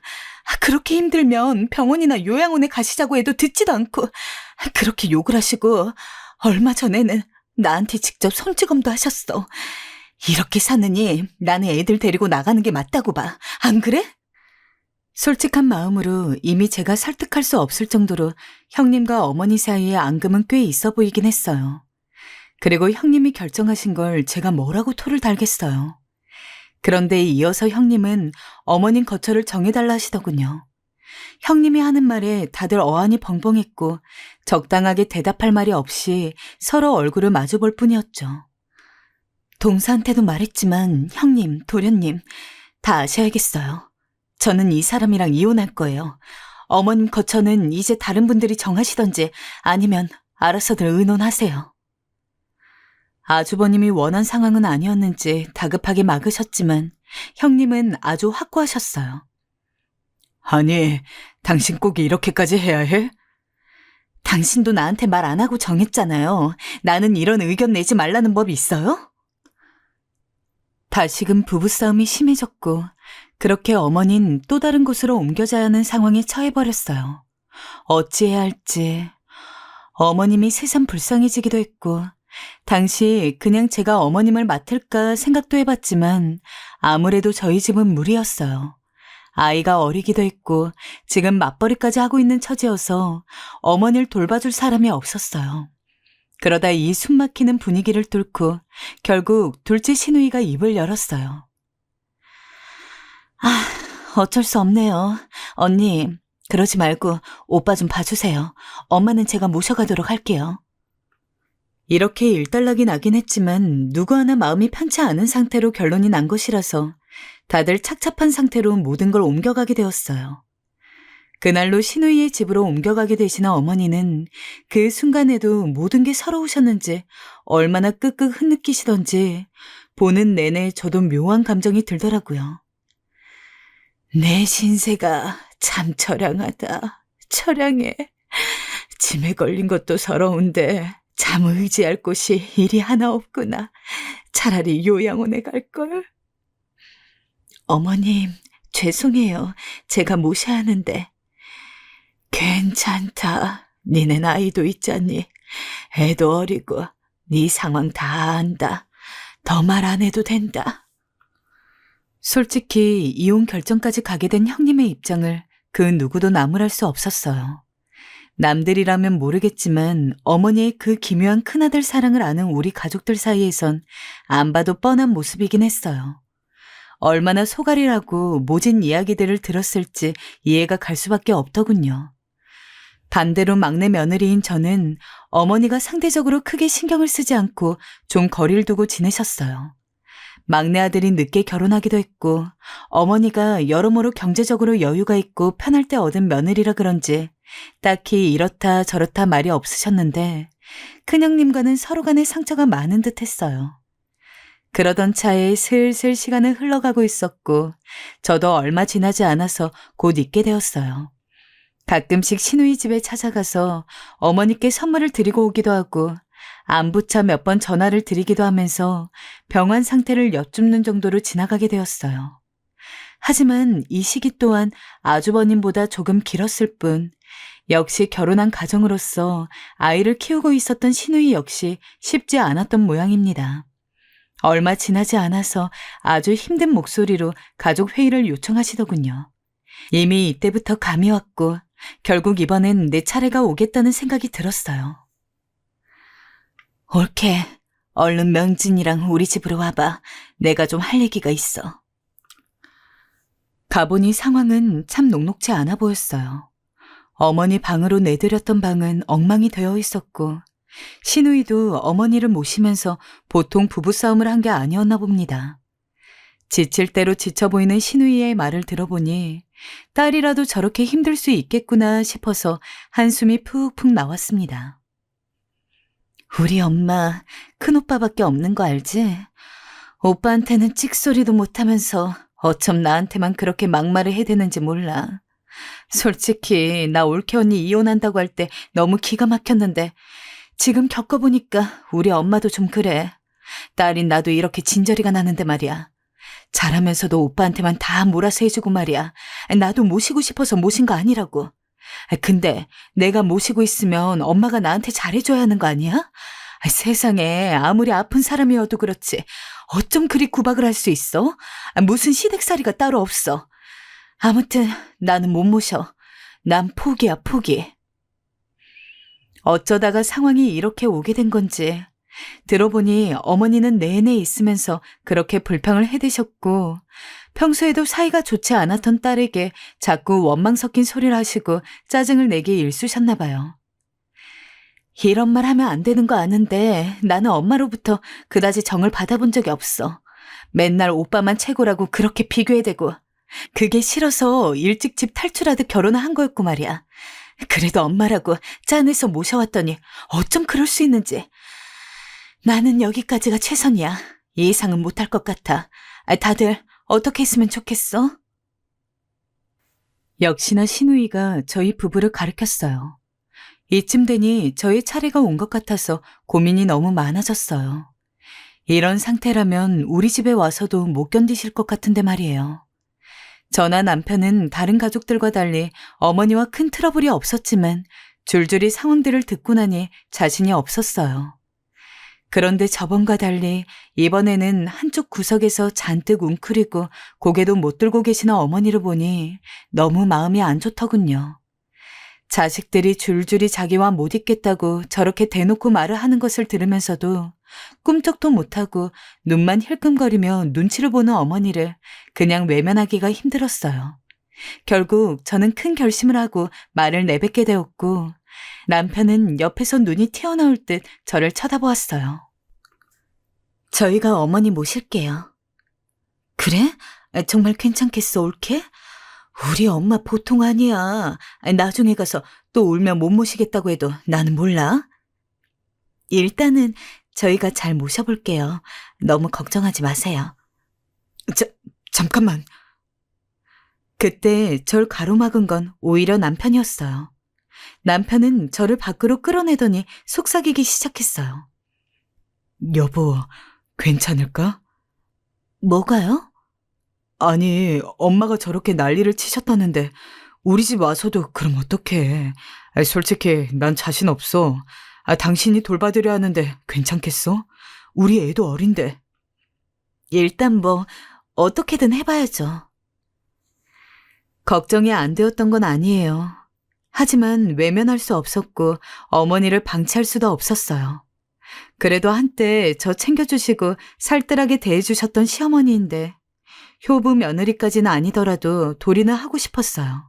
그렇게 해서 방 하나를 내드리고 모시게 되었어요. 앞서 이야기 듣던 대로 많이 행동이 과격하시거나 하면 어떡하나 싶어서 내심 걱정을 했는데 생각보다 어머니는 조용히 지내셨어요. 저도 출퇴근을 하는 입장이었고 정말 필요하다면 간병인이라도 쓸 생각이었어요. 홈 카메라를 설치해두고 보고도 있고 틈틈이 전화도 자꾸 드렸는데요. 그때마다 어머니는 괜찮다고 하시더군요. 나는 괜찮아. 너 이래라. 신경 안 써도 된다.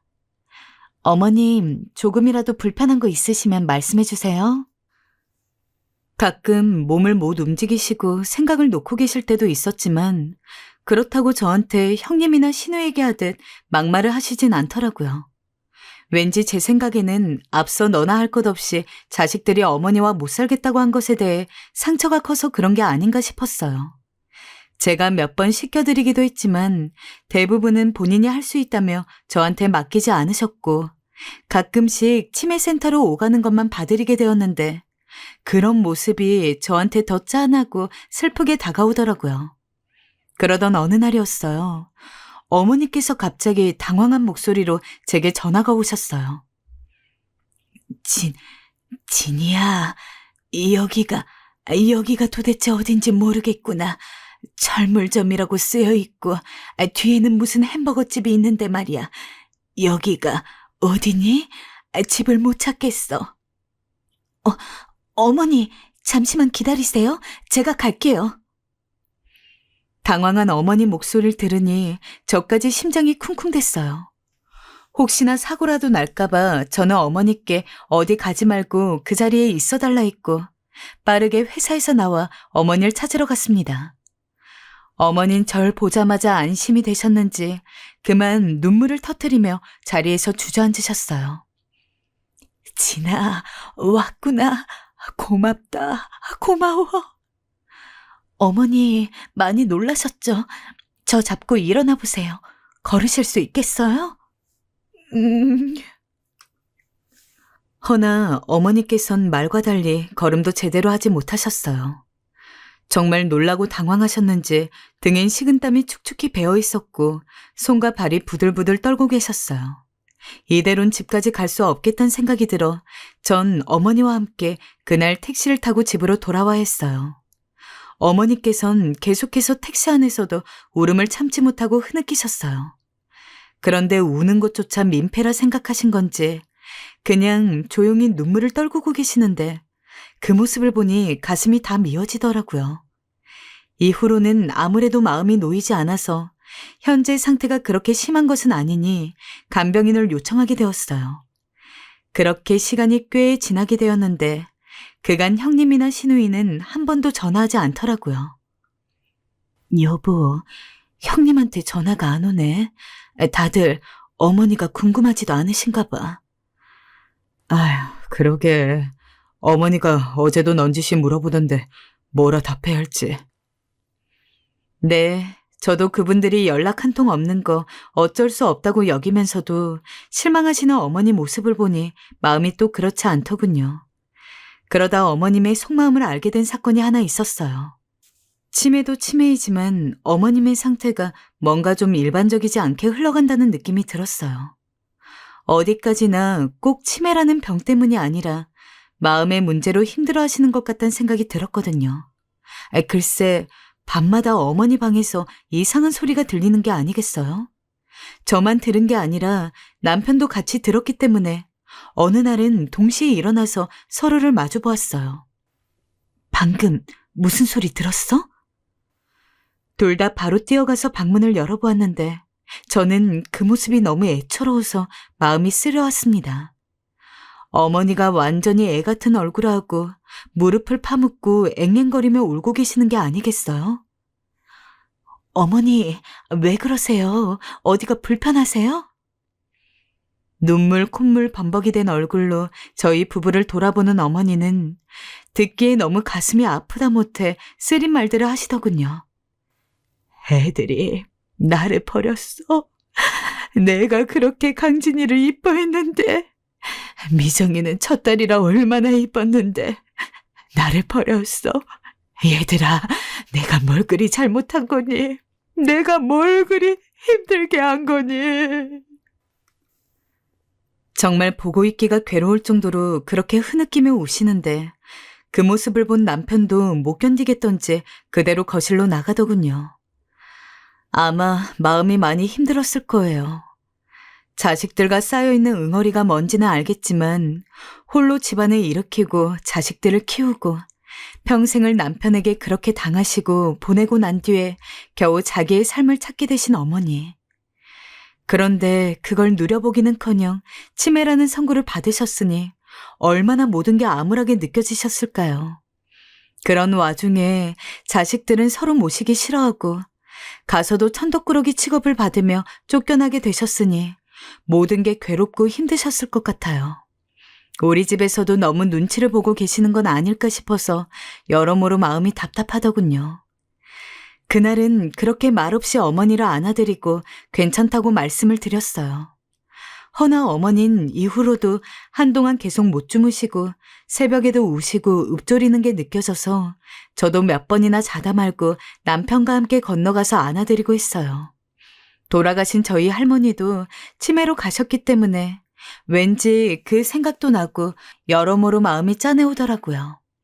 그 뒤 저는 더욱 어머니께 잘해드리기 시작했어요. 어머님, 이거 어머님 좋아하는 홍시인데 한번 드셔보세요. 아이고, 뭐 이런 걸 다 돈 주고 사왔니? 어머님 생각나서 안 사올 수가 있어야죠. 얼른 드셔요. 어머님이 평소 좋아하시는 달달한 주전부리는 물론이고 어머님이 좋아하시던 식물들까지 집안에 들였어요. 남편도 식물이라면 벌레 생겨서 싫다는 양반인데 어머님 위해 준비한 걸 아니까 아무 말 않고 잘 돌봐주더군요. 그렇게 저흰 천천히 어머니가 조금이라도 마음의 평화를 되찾길 바라며 저희가 할 수 있는 것들을 해드리며 잠자코 기다리고 있었어요. 하지만 치매라는 병이 무섭더군요. 어머닌 점점 병세가 진전되면서 아이로 변하기 시작하셨어요. 떼를 쓰고 울고 갑자기 물건을 집어던지고 어느 날은 제가 직장에서 돌아와 간병인 아주머니를 보내고 돌보려 하는데 저한테 글쎄 버럭 화를 내시는 겁니다. 너 이거사, 넌 나를 여기 버려놓고 나가 돌아다니니 좋으냐? 좋냐고? 네 시애미가 이러다 죽었으면 좋겠지. 차라리 죽어 없어졌으면 싶지. 니들 고생 안 하게. 어머니, 무슨 그런 말씀을 하세요. 제가 왜 그런 생각을 하겠어요. 어머니, 조금만 진정하시고. 됐다. 니들도 똑같아. 나 버린 자식들이나 니들이나 다 똑같아. 겉으론 잘해주는 척하고 속으론 바랄 거 아니야. 저 늙은이 언제 가나 언제 죽나. 이 천하의 나쁜 것들, 천하의 모진 것들. 내가 죽어야 하는데, 얼른 없어져야 하는데. 어머님. 결국 못 참은 남편도 질세라 화를 내고 말았어요. 제가 옆에서 아픈 분이니 그러지 말라고 말려 사태가 진정되었지만 어머닌 이뿐만이 아니라 하루 종일 신세한탄을 하고 밥맛이 이상하다며 숟가락을 던지고 보통 사람이라면 감내하기 힘든 행동들을 하셨죠. 예, 너 내가 언제 계란찜을 먹고 싶다 했지? 김치찌개를 먹고 싶다 했냐? 왜 맨날 김치찌개만 주는 거냐?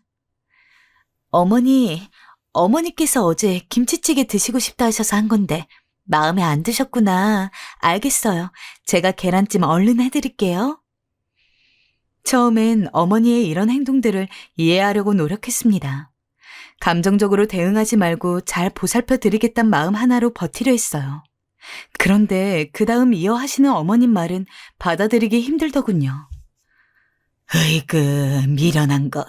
돈 없는 집안에서 시집와서 내 아들한테 평생 빌붙어 살더니 저 요망한 것이 내 아들을 홀려서 너만 아니었으면 지금쯤 훨씬 잘 살았었을 텐데 불쌍한 내 아들.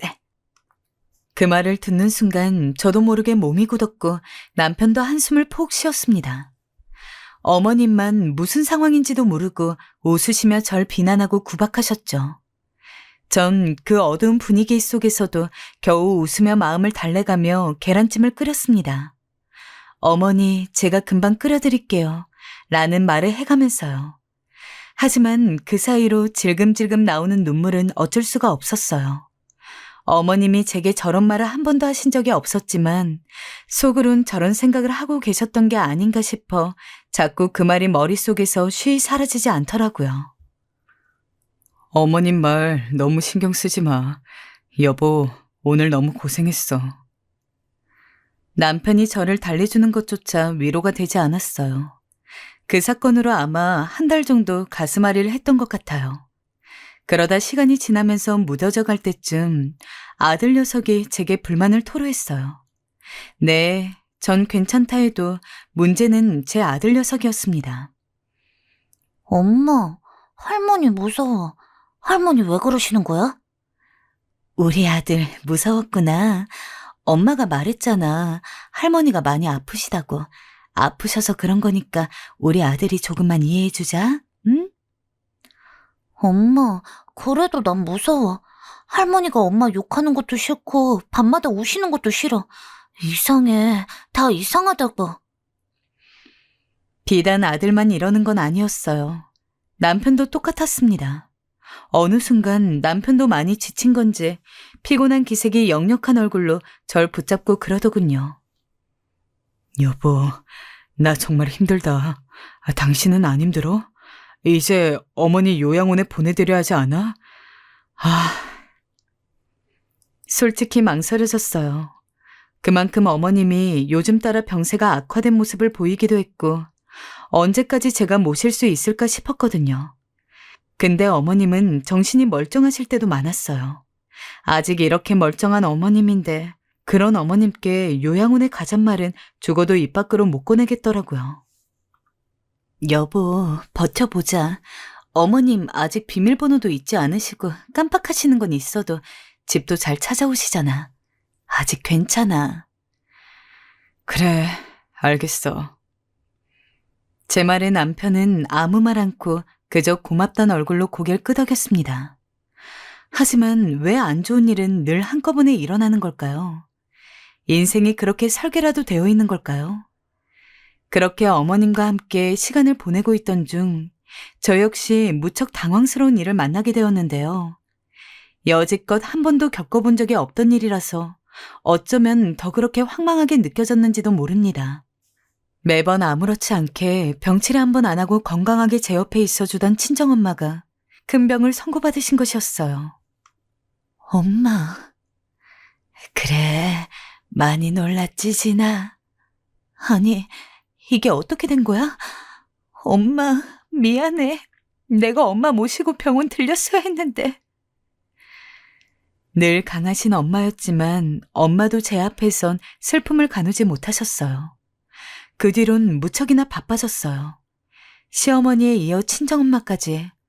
동시에 이런 일들을 갑자기 겪게 되다 보니 도저히 진정이 되지 않았고 저는 매번 울면서 엄마를 모시고 병원에 뛰어다니느라 정신이 없었어요. 다행히 우리 집에 어느 정도 마음이 맞는 간병인 분이 계셨기 때문에 그분이 어머니를 봐주시긴 했지만 자잘한 치레들은 전혀 하지 못한 채 엄마에게만 매달리게 되었어요. 엄마의 상태도 생각보다 상당히 위중한 상태였고 아빠가 계시긴 하지만 아직 자립하지 않는 남동생도 있고 해서 엄마를 모셔야겠다는 생각이 들었어요. 여자인 엄마를 제가 옆에서 지켜보면서 하나하나 다 시중을 들어야 조금은 편하겠더라고요. 하지만 동시에 한 집에 어머니와 엄마를 같이 모실 수는 없는 상황이 되었고 그러던 차에 남편이 말을 꺼내더군요. 여보, 우리 엄마 이제 요양원에 보내드릴까? 뭐? 나 진심이야, 이번엔. 말을 계속해서 이어가는 남편의 얼굴은 갈수록 일그러지면서 너무 괴로워 보였어요. 장모님 많이 힘드시잖아. 너도 그동안 우리 엄마 돌봐줬었고 나도 지금 머리가 너무 아프다. 그냥 편하게 보내드리자. 아무리 그래도 어머니가 그렇게 여기저기 떠돌아다니면서 슬퍼하시는 걸 우리가 봐왔는데 어떻게 그래? 그렇다고 한 집에 두 분을 동시에 모실 순 없잖아. 어쩔 수 없어. 선택을 해야 해. 안 돼. 나는 그렇게 못해. 일단 신우이한테 연락해볼게. 모르겠습니다. 저도 정신이 없던 와중이었는데 시어머니만큼은 요양원에 보내기가 무척 망설여지더라고요. 그래서 어쩔 수 없이 신우에게 연락을 했어요. 이혼을 얘기했던 형님에게는 차마 전화를 드릴 수 없겠더군요.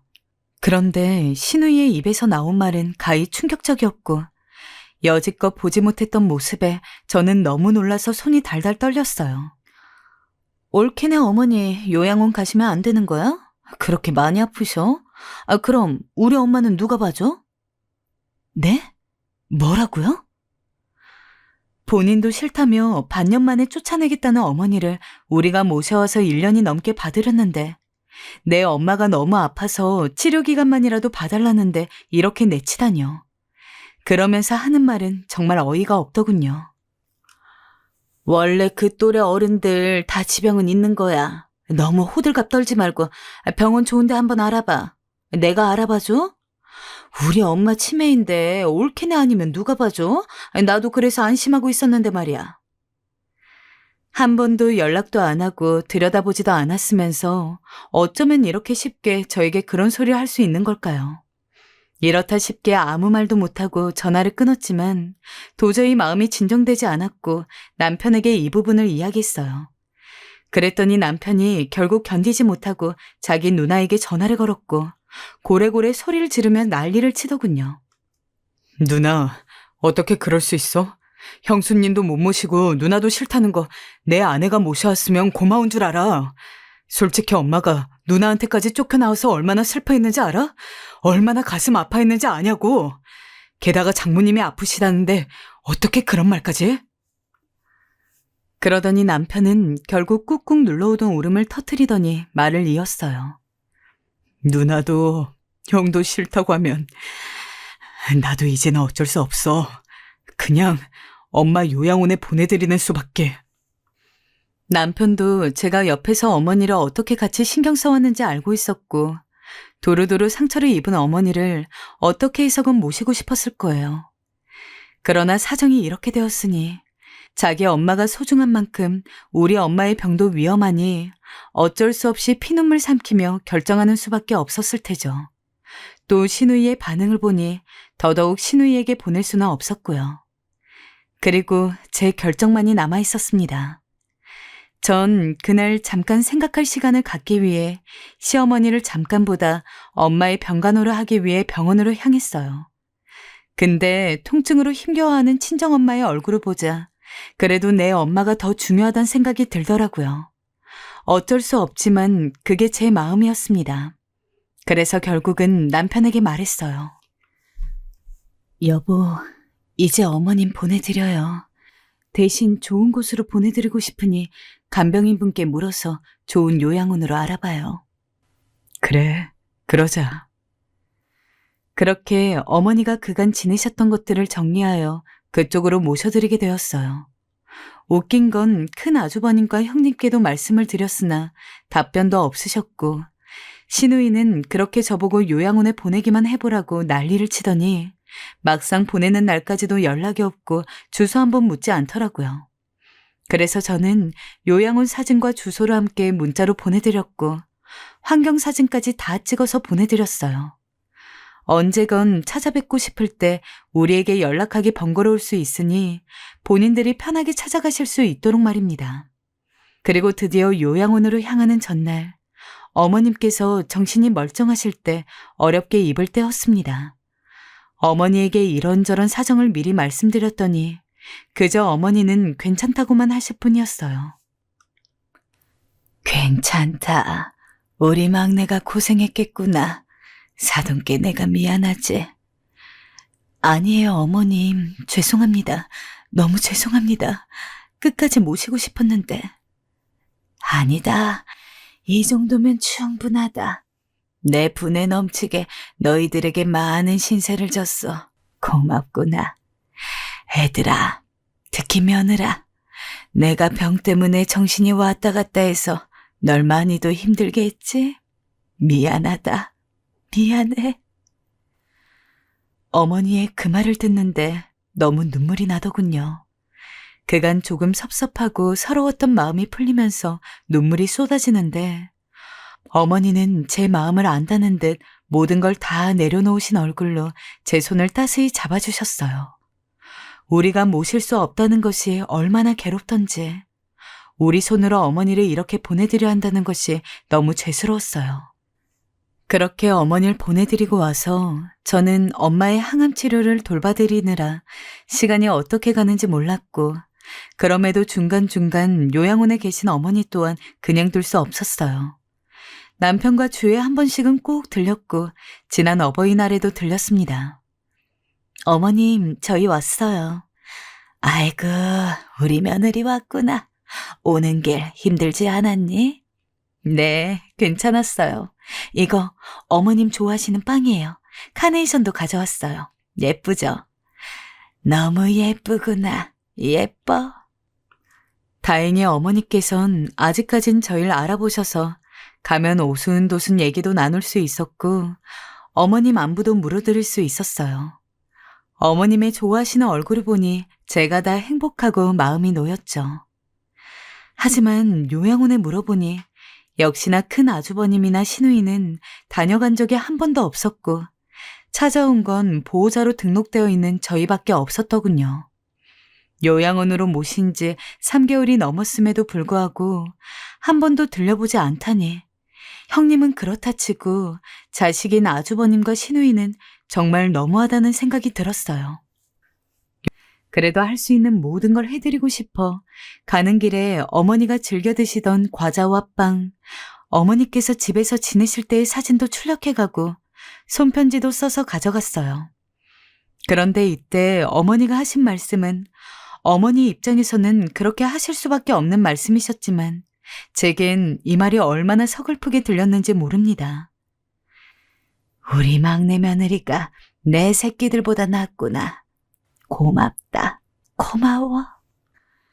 한평생 자식만 바라보고 살아오셨던 어머니와 자식들 사이에서도 서로 어느 정도까지는 노력을 했을 것이고 어떤 부분에선 최선이었던 것도 있을 거예요.